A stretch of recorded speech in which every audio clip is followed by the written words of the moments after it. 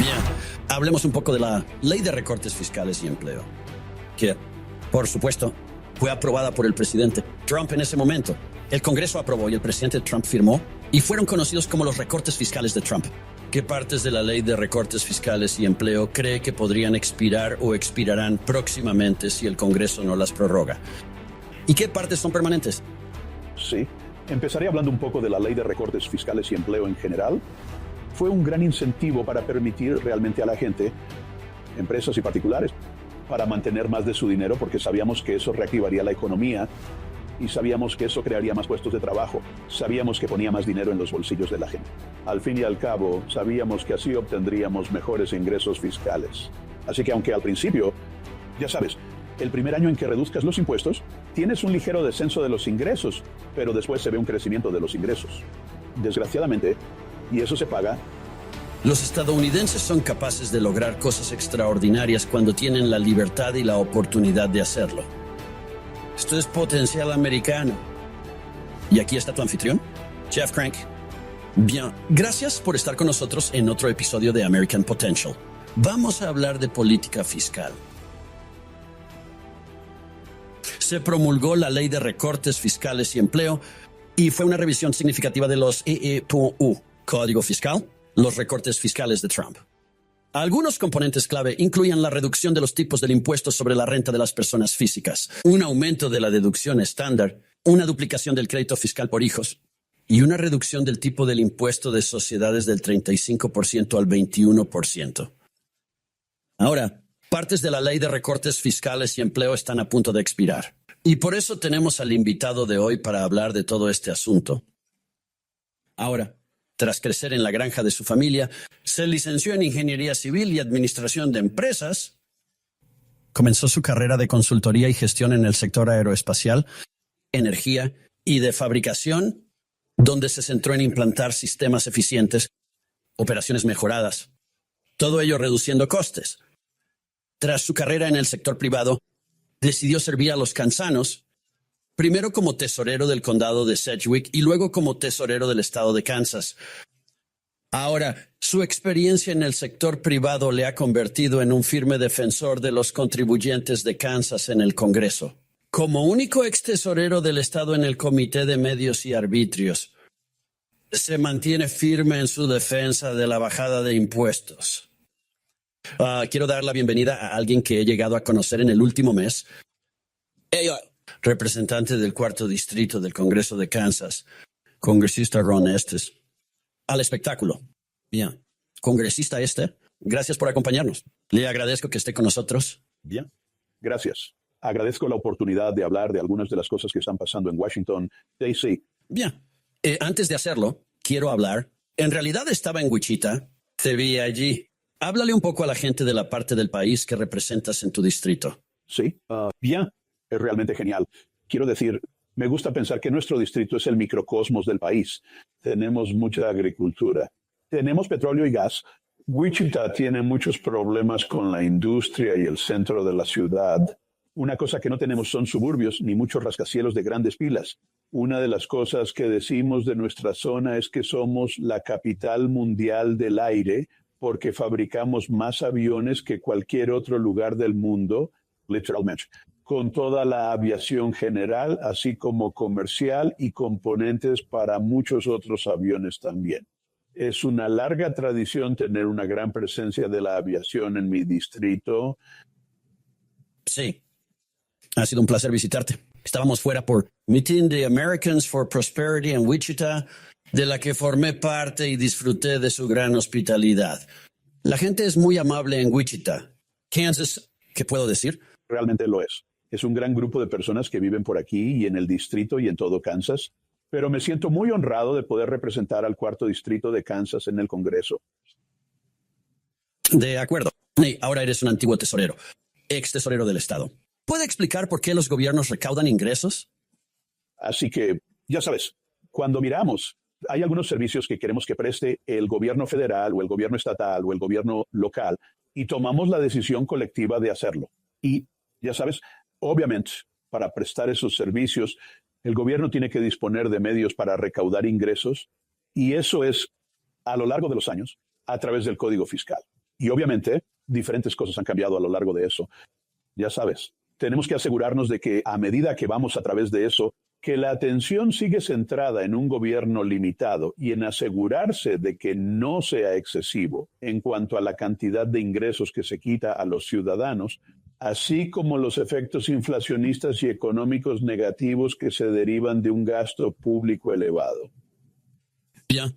Ahora estás en el Comité de Medios y Arbitrios de la Cámara de Representantes, que supervisa realmente la política fiscal de Estados Unidos. Una comisión muy poderosa en la Cámara de Representantes. Creo que los estadounidenses se frustran bien con el código fiscal y la complejidad del mismo. Y creo que se sienten frustrados por el hecho de algunos de los excesos que hemos visto en el IRS. Pero también justo, la gente no quiere ir a la cárcel por un error en sus impuestos. ¿Qué cree que debe hacerse con el Código Fiscal Federal en general? ¿Y en qué punto estamos ahora mismo con la reforma fiscal? Sí, así que tienes razón en lo de las formas y los medios. Somos responsables de todas las actividades fiscales del gobierno federal. Y además, somos responsables de todas las cuestiones comerciales, porque originalmente el comercio estaba ligado a los aranceles. Es decir, la primera forma de tributación que utilizan los países desde la fundación de Estados Unidos. Y también otras cosas que hacemos en la comisión están relacionadas con el código fiscal, como la seguridad social y Medicare. Así que también somos responsables de ellos. Pero volviendo a hablar específicamente de nuestras responsabilidades fiscales, has dado en el clavo. Necesitamos un sistema fiscal limpio. Es sencillo y es fácil de usar. Y además funciona con un mínimo de alboroto y un poco de coste. Coste de recaudación real por el servicio de impuestos internos, sino también el coste del impacto en ciudadanos y empresas estadounidenses. ¿No es eso? Esa es una de las cosas que con los años el código fiscal se ha vuelto muy complejo, debido a que en algunos casos, en realidad literalmente, se ha utilizado y se sigue utilizando como motor de la política y centrándose en, depende de quién esté en el poder en ese momento, poner algunas políticas que quieren a través del código fiscal en lugar de aprobemos en esas políticas. Y entonces, y luego apropiarnos de ellas y pagarlas como es debido, así. Así que eso ha creado mucha frustración en términos de cómo hacer tus impuestos, cómo recauda los impuestos. La angustia que todos sentimos al acercarnos a abril 15 y las molestias asociadas a ello. Y luego atado a eso, sigo creyendo que la mayoría de los estadounidenses quieren hacer lo correcto con sus impuestos. Y sin embargo, el planteamiento de Hacienda es presumir culpable en lugar de presumir inocente. Y así se termina con el enfoque que sale de la IRS, es que usted necesita para demostrar a ellos que usted no les debe más impuestos. En lugar de ellos dicen, aquí hay un signo de interrogación y puede ayudarnos a resolverlo. Así que uno de nuestros objetivos es simplificar el código fiscal. Desgraciadamente, también hemos visto casos, y no preguntaste sobre esto, pero hemos visto casos en el último par de décadas donde el impuesto, la agencia tributaria en particular, ha intentado utilizarla con fines políticos. Y lo volvimos a ver con Lois Lerner y perseguir a los grupos conservadores y no utilizar el código tributario como deberían. Y lo hemos visto un poco ahora con el denunciante y algunos de los tratamientos especiales que Hunter Biden está recibiendo a lo largo de los años debido a la relación entre el IRS y el Departamento de Justicia. Así que los estadounidenses quieren un sistema equitativo, un sistema justo que funcione para todos y que todos reciban el mismo trato. Bien, cuando hablas de algunos de esos excesos, y me alegro de que hayas sacado el tema, en realidad estaba pensando en añadir una pregunta sobre esos excesos. Ya sabes, parece que una organización o una entidad como Hacienda es uno que podría ser fácilmente mal utilizado por el gobierno o por personas enfermas en nuestro gobierno que quieren utilizarlo para su propio poder político, para ser mal utilizado y para apuntar a los individuos. Quiero decir, pueden hacerlo mucho mejor que algunas de las otras agencias federales o entidades federales que existen, Supongo que el Comité de Medios y Arbitrios está obviamente preocupado por ello. Sé que han tenido algunas audiencias al respecto en el pasado. La cuestión de los objetivos. ¿Cómo podemos evitarlo? ¿Que Hacienda no tiene a la gente en el punto de mira? Realmente es una tentación y obviamente cuando tienes gente que tiene un poder, puede existir la preocupación de que se corrompan por ese poder, caer en la tentación como todos estamos en cosas diferentes. Pero caen en la tentación y violan su deber de ser abiertos y honestos en sus tratos. Y lo hemos visto mucho con Hacienda, lo hemos visto con el Departamento de Justicia. Y voy a decir esto allí. Son ciertos individuos que han sido tentados por eso tanto en el IRS como en el DOJ a través de ese proceso. Debemos mantener la vigilancia. Todo el mundo, quiero decir, si son nosotros en las formas y los medios, ya sean ciudadanos medios o votantes medios, incluso los medios de comunicación tienen que dar un paso adelante y exponer realmente estos éxitos y ser capaces de hablar de ello. Sobre formas y medios, tenemos el comisionado del IRS venir a nosotros, al menos una vez al año a toda la comisión, y luego llegar varias veces en términos de hacer la supervisión de lo que está pasando. Antes he hecho referencia al caso de Hunter Biden y a que no pagó sus impuestos con el dinero que le pagaban. Y hemos tenido múltiples audiencias con los dos denunciantes, uno republicano y otro demócrata, que realmente se presentó y dijo eso. Ya sabes, aquí hay un asunto que no se está haciendo correctamente, que sus superiores en realidad no seguían la letra de la ley y no trataban a todos por igual. Y es una situación que obviamente tenemos que asegurarnos de que seguimos y trabajamos a través de este proceso, garantizar que el Código Fiscal y las disposiciones de aplicación se cumplan de forma justa y que todo el mundo reciba un trato justo. Bien. Que, por supuesto, fue aprobada por el presidente Trump en ese momento. El Congreso aprobó y el presidente Trump firmó, y fueron conocidos como los recortes fiscales de Trump. ¿Qué partes de la ley de recortes fiscales y empleo cree que podrían expirar o expirarán próximamente si el Congreso no las prorroga? ¿Y qué partes son permanentes? Sí. Empezaré hablando un poco de la ley de recortes fiscales y empleo en general. Fue un gran incentivo para permitir realmente a la gente, empresas y particulares, para mantener más de su dinero, porque sabíamos que eso reactivaría la economía y sabíamos que eso crearía más puestos de trabajo. Sabíamos que ponía más dinero en los bolsillos de la gente. Al fin y al cabo, sabíamos que así obtendríamos mejores ingresos fiscales. Así que aunque al principio, ya sabes, el primer año en que reduzcas los impuestos, tienes un ligero descenso de los ingresos, pero después se ve un crecimiento de los ingresos. Desgraciadamente, y eso se paga en términos de crecimiento de los ingresos.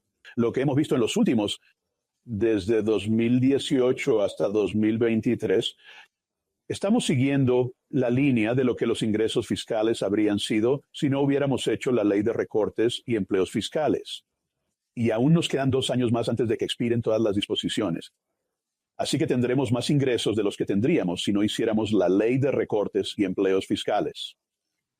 Una de las cosas que es el proceso político en Washington, D.C., es que haces una puntuación de 10 años en cualquier proyecto de ley que apruebes. Y una de las formas en que se juega fuera de ese proceso es, bien, hagamos una provisión que dure solo 5 o 7 años. Y por lo tanto, no se ha calculado el coste total de los 10 años. Así que hace que parezca que la puntuación es un poco más barato a través de eso. Ya hemos visto algunas de las disposiciones de la Tax Cuts and Jobs Act que expiraron, en particular algunas de las disposiciones relativas a la investigación y el desarrollo, deducciones de gastos de capital en las empresas, deducibilidad de los tipos de interés. Y lo que hemos visto de eso, soy un gran defensor de la disposición sobre investigación y desarrollo que permitía a las empresas a deducir sus costes de investigación y desarrollo inmediatamente el mismo año en que los gastan, en lugar de repartirlos a lo largo de 5 años. Y expiró en 2022. Y lo que hemos visto desde entonces es una reducción del gasto que se destina a investigación y desarrollo. Antes de 2022, el gasto en investigación y desarrollo creció un 6,6% anual. Y desde entonces ha crecido menos de un 1% al año. Y con la inflación que hay ahora, en realidad ha tenido un crecimiento neto en los 2 últimos años. Así que una de las cosas que tenemos en marcha ahora, yo había presentado un proyecto de ley independiente centrado en la investigación y el desarrollo. Varios de mis colegas habían presentado proyectos de ley, la amortización del capital y la deducibilidad industrial. Y lo que hemos hecho es reunir un proyecto de ley común que se llama Tax Relief for American Families and Workers Act, y ha sido aprobada por la Cámara de Representantes. Fue un acuerdo entre el presidente Smith del Comité de Medios y Arbitrios y el senador Biden o el senador Wyden del Senado, y reunir algunas disposiciones para ayudar a que vuelvan a ser ley. Así que hemos pasado por la Cámara y estamos esperando a que el Senado lo recoja. Estas disposiciones serán beneficiosas para ayudar a garantizar que nuestra economía reciba apoyo y podamos volver a tener crecimiento económico. Y es muy importante. Sé que hablé de que la investigación y el desarrollo es una de las cosas clave. Y sabemos que cuando se gasta bien en investigación y desarrollo en Estados Unidos, vas a tener un montón de buenos gastos. Genera puestos de trabajo en Estados Unidos. Conduce a puestos de trabajo como ingenieros y diseñadores de I+D y personas que se encargan realmente de la investigación y el desarrollo, pero también genera empleo cuando los nuevos productos se fabrican en Estados Unidos. Y así lo hemos visto. Como hemos visto la ralentización del gasto en investigación y desarrollo, hemos visto una desaceleración y hemos perdido 14,000 empleos en investigación y desarrollo en los 2 últimos años. Y esto es un problema para Estados Unidos. Quiero decir, estamos empezando a perder nuestro liderazgo. El porcentaje de China en investigación y desarrollo en el mundo ha crecido en realidad, era inferior al 10%. Ahora es el 24% de todo el mundo. Estados Unidos ha bajado del 40 al 30%. Así que nos van a pasar por encima porque China les da un mejor trato fiscal. En investigación y desarrollo en Estados Unidos Así que tenemos que avanzar para ayudar a poner en marcha nuestra economía. Y esta es una de esas cosas que solo necesitamos que el Senado actúe sobre el proyecto de ley. Bien. Muy importante que muchos de estos recortes de impuestos no expiren o las extensiones de impuestos no expiren. Pero, ya sabes, una cosa que mencionaste, quiero reiterarlo. Recuerdo cuando esto ocurría, hubo mucha discusión sobre si los recortes de impuestos de Trump entraran en vigor. ¿Qué pasaría? ¿Disminuirían los ingresos? Y conozco el CBO.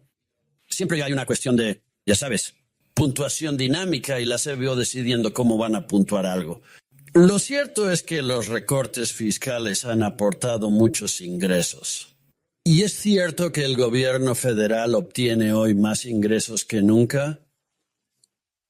Sí, quiero decir, si nos fijamos en lo que está entrando, obtenemos más ingresos ahora de los que han entrado. Y se ralentizó un poco el año pasado. Así que 2022 fue un punto álgido. Pero en realidad también somos más en 2023. Lo que hemos visto de eso es que la Oficina Presupuestaria del Congreso, la CBO, cuando hacen sus estimaciones, cada año hacían una estimación de los ingresos previstos. Y así hicieron uno en la primavera de 2017 antes de que aprobáramos la Ley de Recortes Fiscales y Empleo. Se hicieron otro a principios de la primavera de 2018. Y lo que hemos visto desde entonces es que proyectaban que habría alrededor de $1,5 billones menos en ingresos fiscales durante el periodo de 10 años. Y lo que hemos visto que realmente sucede es que sí, hubo un pequeño bajón el primer año, que es lo que se espera cuando se acaban de bajar los tipos y no se consigue el crecimiento económico. Pero desde entonces hemos tenido un fuerte crecimiento económico. Incluso a través de COVID nos hemos recuperado de la ralentización que se produjo durante 2020 cuando las cosas se pararon. Y en 2022 y 2023 que hemos tenido, ya sabes, en cualquier lugar desde entre 200 y 800 mil millones de dólares más de ingresos fiscales de lo previsto por la CBO y tendremos más en 2024 y 2025 antes de que expiren todas las disposiciones. Y así resultó que la ley de recortes de impuestos y empleos en este momento se ha amortizado. Y para cuando lleguemos a 2025, en realidad habremos devuelto más ingresos fiscales de los que habríamos tenido según las proyecciones del CBO. Sí, de acuerdo. Bien, congresista, la ley de recortes fiscales y empleo impulsó la economía, pero hay mucha gente que lo criticó por su impacto en el déficit. Existen formas de compensar las reducciones de ingresos, como por ejemplo a través de algo que Washington nunca hace, que es el recorte del gasto. ¿Parece? Podríamos recortar gastos, ¿no? ¿Podríamos eliminar créditos fiscales como las subvenciones a la energía verde que ha impulsado la administración Biden? ¿Esa es una opción?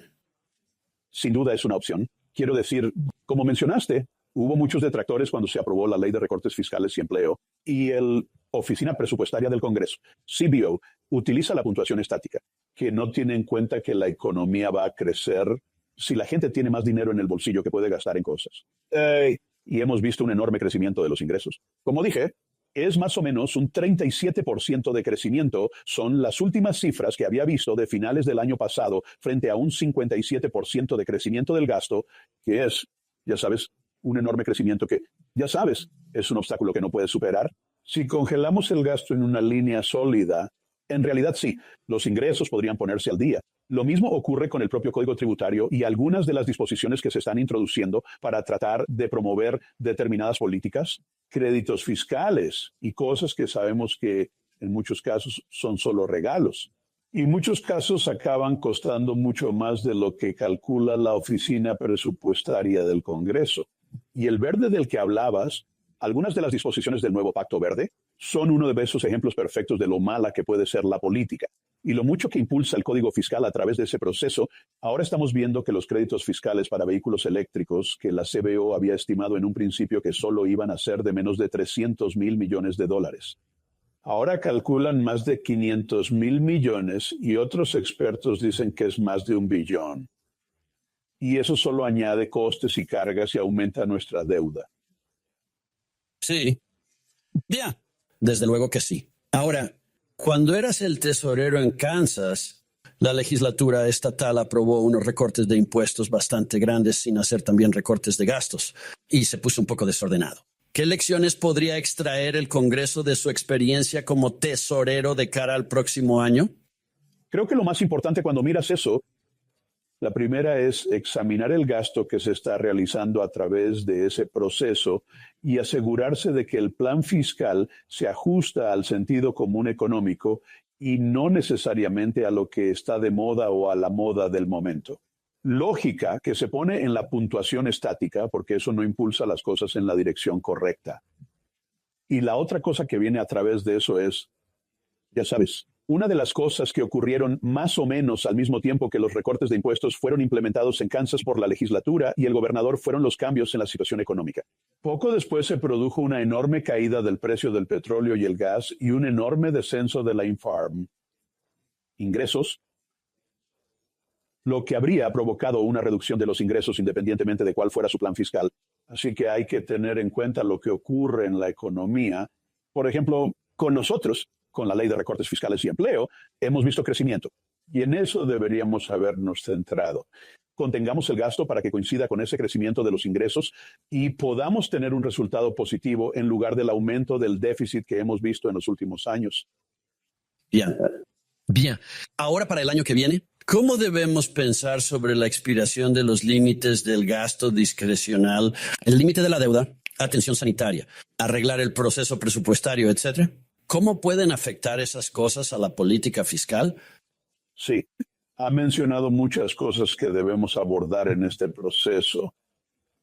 Obviamente, tenemos que conseguir este proyecto de ley de desgravación fiscal, el alivio fiscal para las familias y los trabajadores estadounidenses aprobado por el Senado, para que podamos tener buenos resultados positivos en los próximos 2 años. Y de aquí a finales de 2025, tenemos que centrarnos en toda la revisión y el restablecimiento de la Ley de Recortes Fiscales y Empleos para que podamos centrarnos en mantener nuestra economía en marcha y tener ese resultado positivo a través de eso.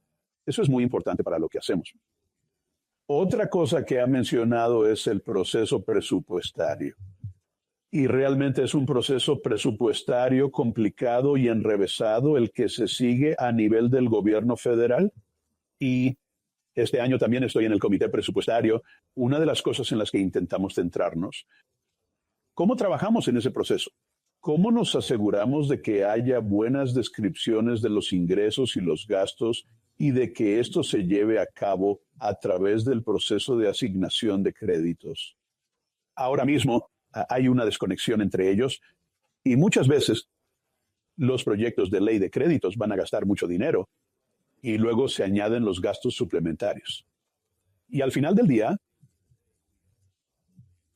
y no es sostenible. Quiero decir, ya llevamos más de 34 billones de dólares y no podemos seguir por el mismo camino. Tenemos que mejorar esos procesos. Tenemos que hacer las cosas de otra manera.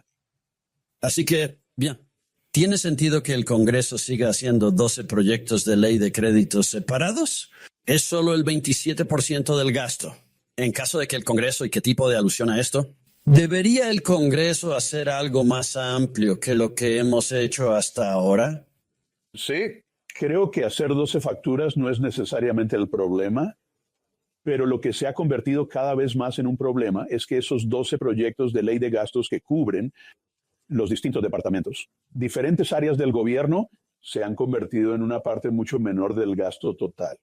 Ya sabes, ahora mismo, esos 12 proyectos de gasto discrecional representan menos del 30% del gasto total.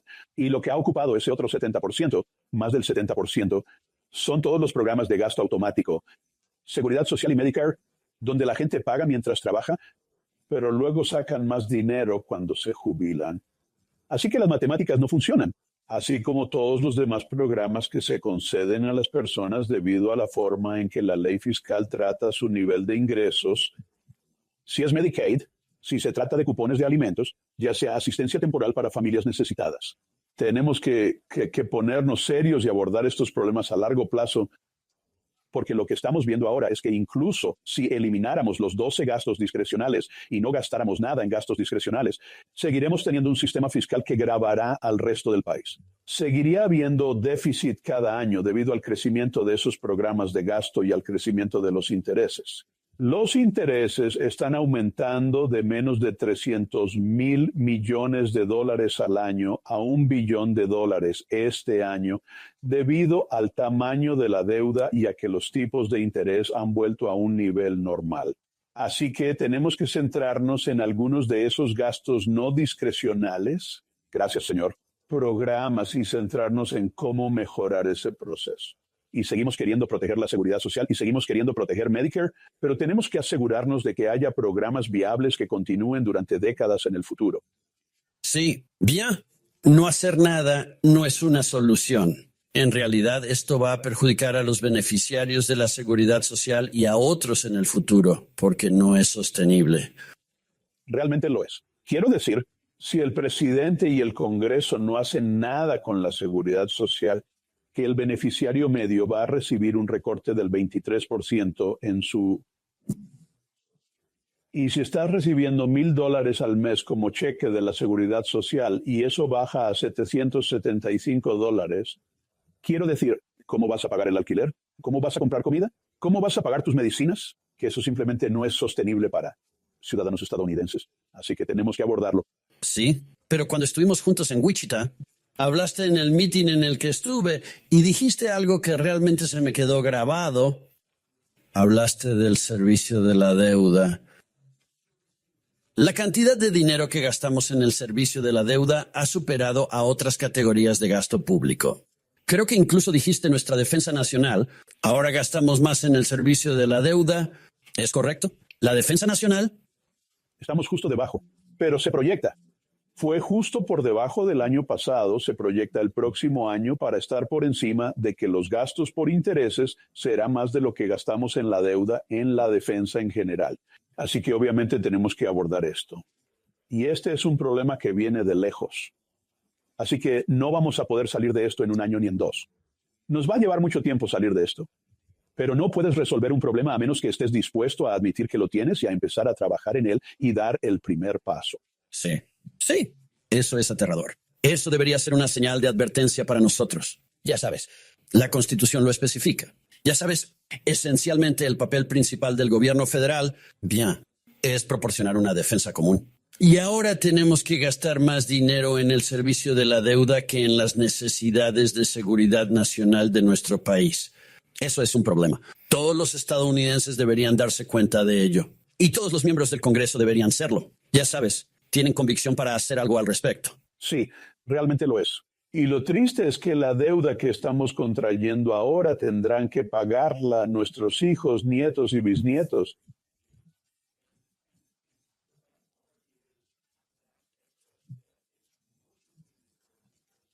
seguimos financiando el estilo de vida actual.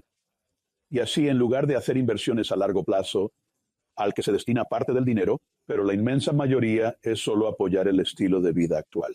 Y tenemos que asegurarnos de no imponer esa carga a nuestros hijos, nietos y bisnietos, porque son ellos los que van a tener que pagar el gasto y el estilo de vida que se lleva hoy en día. Bien, congresista Estes. Gracias, en primer lugar, por su servicio en el Congreso.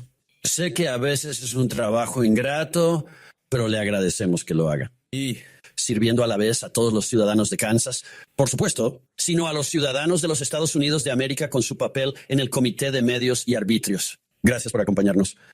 Bien, gracias. Agradezco la oportunidad de poder hablar de algunas de las cosas que están pasando en Washington y hablar de algunas de las cosas importantes que tienen que ver con la deuda y los ingresos fiscales y lo que está entrando y pasando allí. De acuerdo. Gracias, señor. Bien, gracias al congresista Estes por unirse a nosotros y hablar de estos temas tan importantes. Estos recortes fiscales no pueden expirar. Si lo hacen, perjudicará el crecimiento económico de nuestra nación. Y como señaló el congresista Estes, estos recortes fiscales se han pagado solos y están impulsando gran parte de la prosperidad económica actual en Estados Unidos. Así que tenemos que hacer todo lo posible para asegurarnos de que el Congreso hace lo correcto y amplía estos recortes fiscales. Gracias por acompañarnos. Como siempre, puede vernos en YouTube. Vaya a nuestro canal de YouTube. Solo tienes que ir a YouTube, tipo en American Potential, y puedes suscribirte allí y seguir viendo todos los episodios en color vivo. Como siempre digo, puedes verlo si estás en casa, no lo veas mientras conduces. Si estás conduciendo solo, haz la versión de audio del podcast. Gracias por unirte a libertad. Recuerda la libertad y la libertad son fácilmente dadas por sentado. No tomes la libertad y la libertad por sentado sal. Ahí y defiende la libertad, defiende libertad. Gracias por acompañarnos. Gracias por escuchar American Potential. Puede escuchar más historias de estadounidenses que trabajan cada día para ampliar la libertad y las oportunidades en sus comunidades visitando americanpotential.com.